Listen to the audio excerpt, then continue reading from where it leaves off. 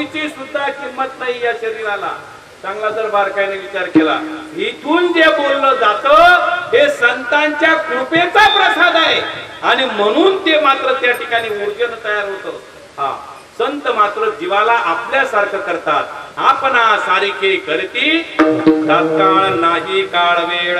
दयाला कुठल्या का एखाद्या प्रकाराने जीवनामध्ये संत आले तर ते वायाला जात नाही, उपयोगाला येतं.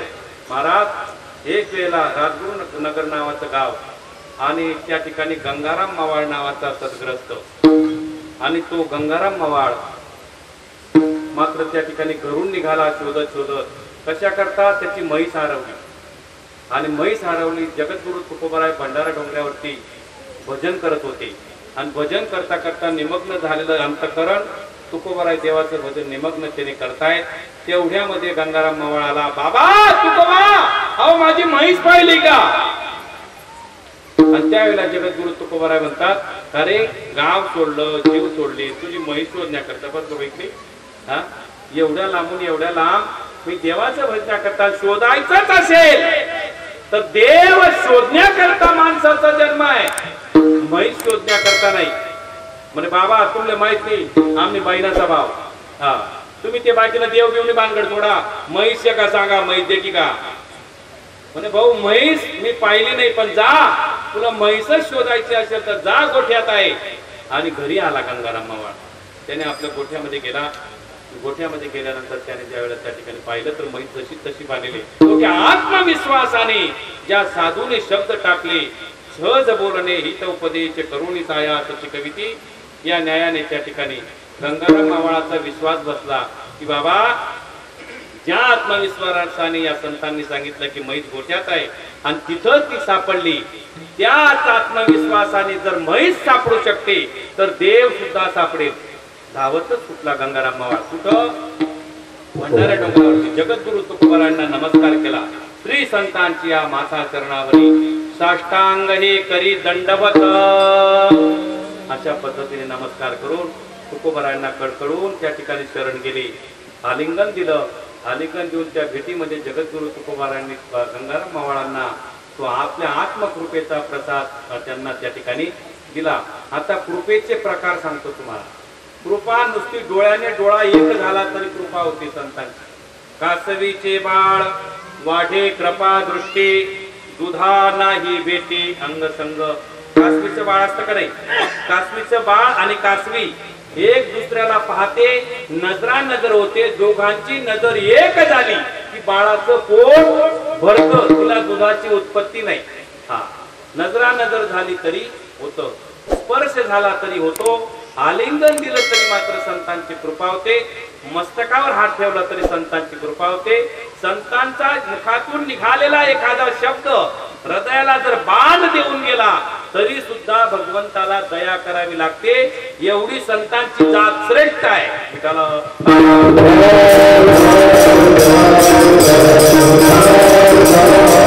आणि म्हणून ते संत आपल्या जीवनामध्ये कुठल्या का एखाद्या प्रकाराने येईना उपयोगाला येतात, वायाला जात. मी तुम्हाला सांगून जाईल दादा, संत मात्र संत समागम एखादी परित्यांच्या दारामध्ये पुत्र बनून जरी राहिलं तरी सुद्धा फायदा होतो. महाराज म्हणतात संत समागम एखादी परी वावे त्यांची द्वारे श्वानयाची का, तेथे राम नाम होईल श्रवण घडेल भोजन उद्दिष्टाचे. हो, संतांच्या समागमामध्ये फार मोठी ताकद असते. मगरीनं पाय धरला गजेंद्राचा, धावा केला गजेंद्राने देवाचा, कनवाडू कृपाळू भक्ता लागी मोही, गजेंद्राचा धावा तुवा केला विठाई.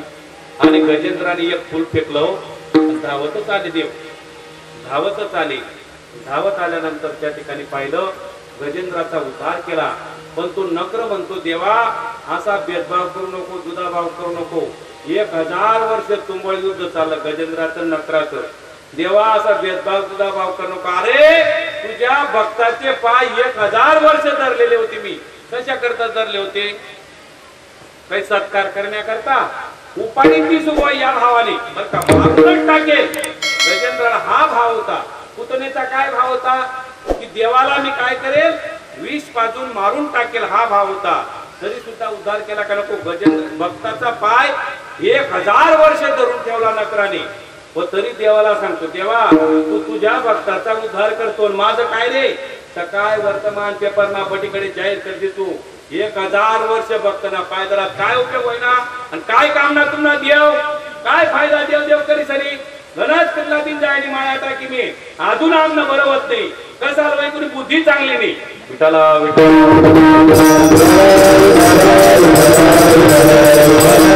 आणि मग नकराने त्या नकराला मात्र त्या ठिकाणी भगवंताने त्याच्या सुद्धा कृपा केली.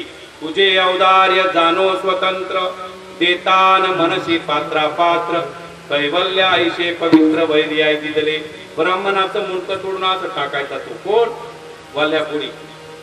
नारद महर्षी भेटले, जीवनामध्ये संत समागम झाला, नारद महर्षी भेटले आणि भेटल्यानंतर ज्या वेळेला लक्षात आलं की केलेला कर्माचा उपभोग आपल्यालाच भोगावा लागेल, आपले परिवार भोगणार नाही, आणि जागृती आली, हो धावतच आला, देवा पांडुरंगा वाचवा, आता या कर्मापासून मला वाचवा.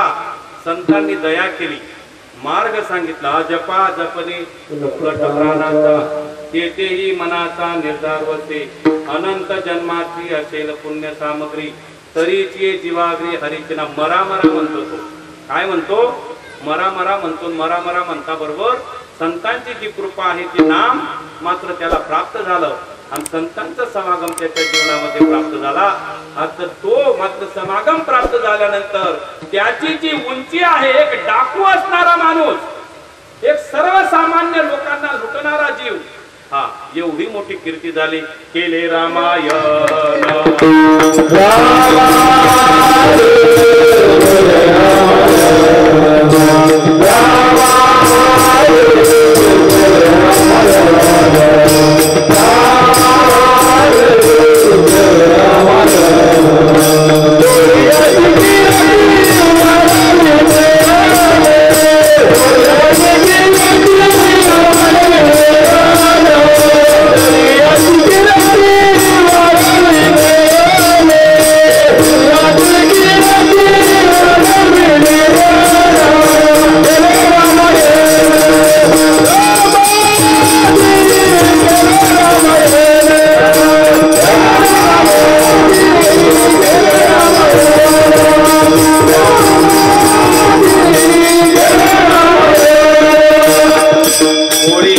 कीर्ती वाढली गहन, आणि केले रामायण रामादी.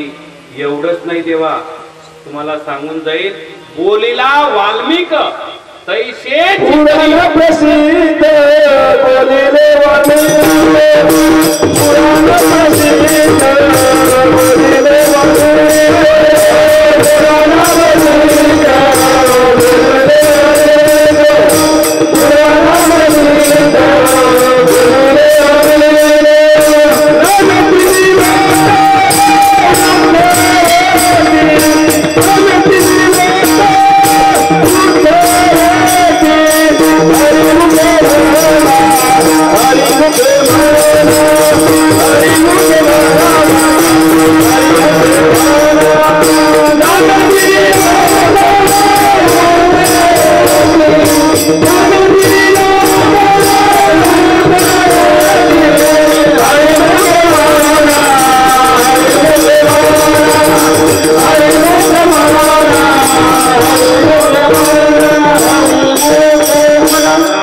प्रसिद्ध, बोलिले वाल्मिक नामे तिन्ही लोक उतरती. महाराज बोलिला वाल्मिक तैसेची करीन, आणि वर्तून दावीन नामा म्हणे. 10,000 वर्षानंतर प्रभू रामचंद्र जन्माला आले, जसे साधून लिहून ठेवलं तसं त्यांना जगावं लागलं. सज्जनो, एवढी ताकद सज्जनो भगवत संतांच्या कृपेमध्ये आहे. कृपादान केले संती आणि कल्पांती शरण. मी का सांगतो असं तुम्हाला सांगू दादा, तयाचे बिसाट शब्द, शब्द कृपा बघा कशी असते संतांची. कधी कधी शिव्या घालतात, कधी कधी शिव्या घालतात, कधी कधी पाठीवर सोटे मारतात, कधी कधी असं पाय पडायला आला की लात मारून देतील, कधी कधी तुम्हाला मात्र बघा ते आपले याचे स्वामी होते अक्कलकोट स्वामी, तर ते मात्र दर्शनाला गेले की अशी लात मारून द्यायचे. हा, गुजरात मध्ये एक संत होऊन गेले बापा सीताराम, ते जर समजा तुम्ही दर्शनाला गेले तर शिव्या घालायचे. हा, पण जोपर्यंत ते होते समाज समजू शकला नाही. महत्व हरवी, चातुर्य लपवी आणि पिशेपण मिरवी जगा माझी. सांगतो मी तुम्हा ऐका मनोगत आणि राहतो मूर्खवत जगा माझी. संत कळत नाही, संत कधी कळतात?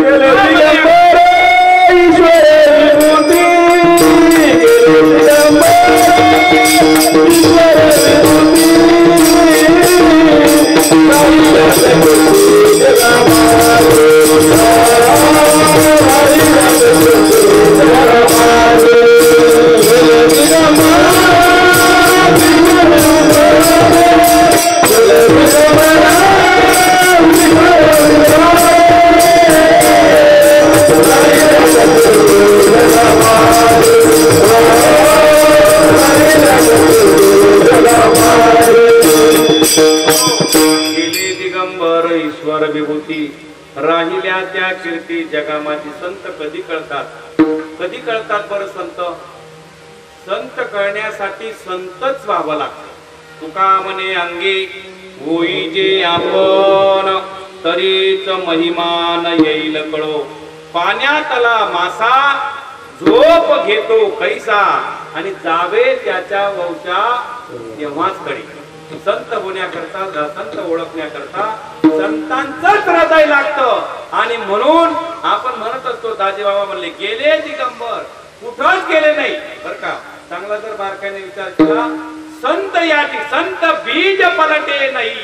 जुग गए अनंत हर जुग में अवतार धरे फिर संत के संत. विठाला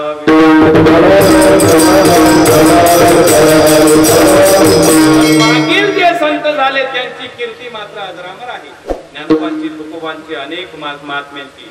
म्हणून संत जीवनामध्ये असणं अति आवश्यक बाब आहे. संतावेन प्राप्ती नाही ऐसे वेद देती.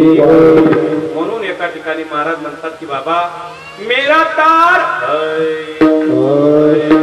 मेरा तार प्रभु से जोड़े ऐसा कोई संत.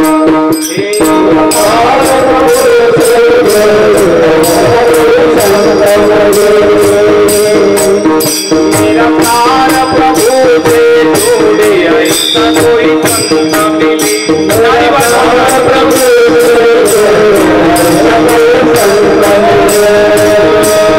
ऐसा कोई संत मिले.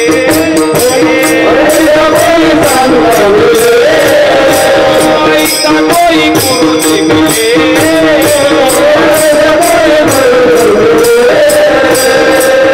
मेरा तार प्रभु से जोड़े ऐसा कोई संत मिले. मेरा तार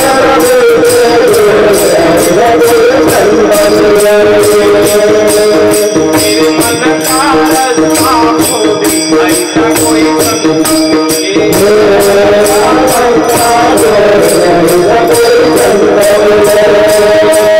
ऐसा कोई संत मिले. ऐसा कोई गुरु मिले.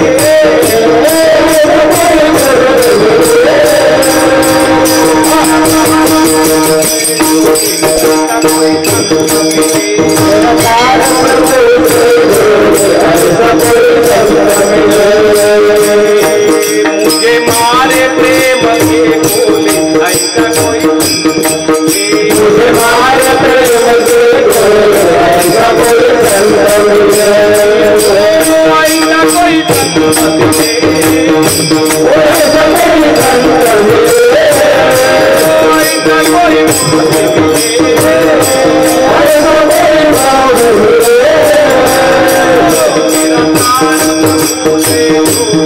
ऐसा कोई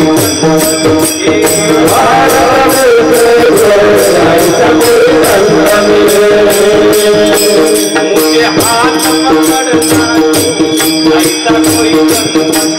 मुझे हाथ पकड़ना ऐसा कोई. मुझे हाथ पकड़ना ऐसा कोई.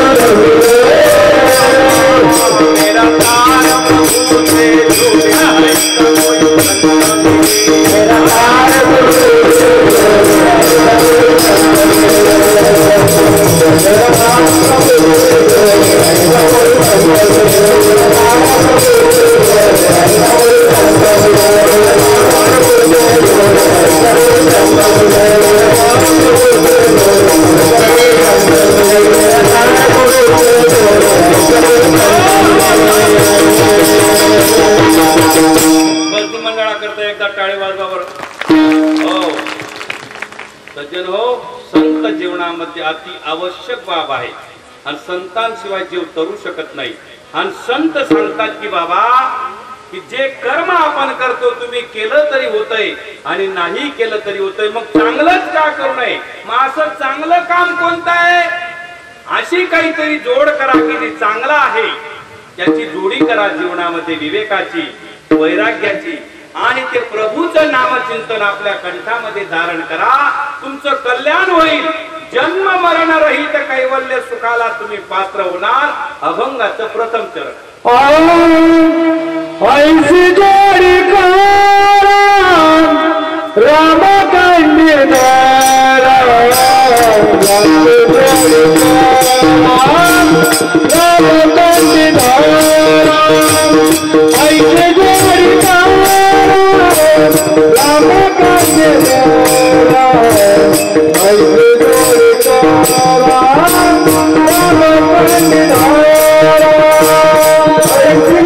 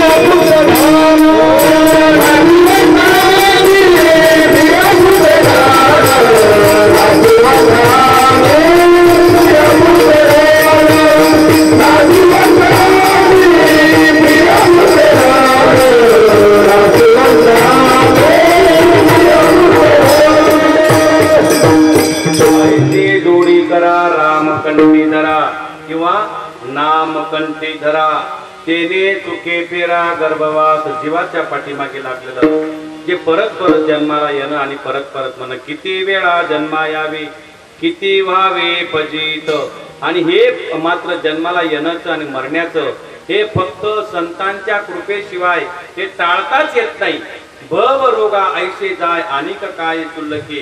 असं संत तुम्हा आपल्याला नामस्मरण देतात, अनुग्रह देतात, आणि त्या अनुग्रहाने जन्म मरण रहित कैवल्य सुखाची जीवाला मात्र प्राप्ती होते. आणि मग त्यावेळेला तेने चुके पेरा गर्भवास, सद्गुरु जैसा परमहितेसी कोई नहीं संसार में. गुरु चरणों में पूर्ण समर्पण कर हो जा भव पार रे. सतगुरु जैसा परमहितेसी कोई नहीं संसार में. म्हणून संत जर जीवनात आले तर त्यांना जोपासा, त्यांची सेवा करा, त्यांची कदर करा. दाखवलेला जो मार्ग दाखवतो ना मार्ग दावी त्याच्या पुण्या नाही पार, आणि होती उपकार अगणित असे उपकार होतात. हा चांगला जर बारकाईने विचार केला, जो मार्ग दाखवतो, मार्ग प्रशस्त करतो, आपल्या जीवनामध्ये कैवल्याचा मार्ग प्रशस्त करणारा जो महात्मा असतो, साधू असतो, तो आपल्यासाठी ठेवणीचा असतो, आपल्यासाठी आई असतो, आपल्यासाठी बाप असतो, आपल्यासाठी सर्वस्व असतो, तो आपल्या हृदयाचा वैभव असतो, जीवनाची प्रतिष्ठा असतो.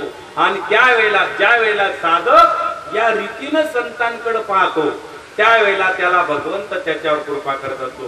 गुरुर ब्रह्मा गुरुर्विष्णू गुरुर्देवो महेश्वरा, गुरु साक्षात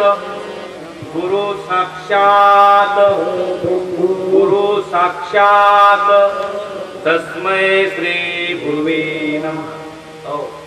तुमच्या हृदयाचा भाव जसा असेल तसं ईश्वर तुमच्यावर कृपा करतो. माळा टाकल्यानंतर आपल्याला नीट मात्र व्यवस्थित विवेक का तयार होत नाही, वैराग्य का बांधत नाही, संतांकडे बघण्याचा जो आपला दृष्टिकोन आहे तोच मुळात चुकीचा होतो. आणि म्हणून मात्र जीवन भक्तिमय अशा प्रकारे फुलत नाही, त्याला मात्र त्या ठिकाणी आत्मीयतेची फुलं लागत नाही.